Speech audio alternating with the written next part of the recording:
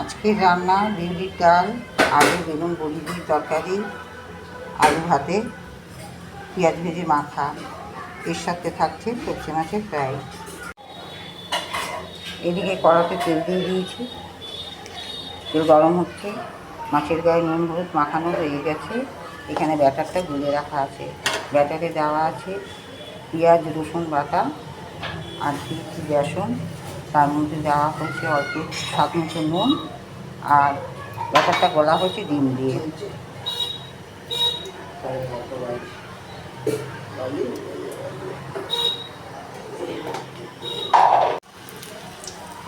এক এক করে এরমভাবে ব্যাটারে ডুবিয়ে মাছটা আমি ভেজে নিচ্ছি।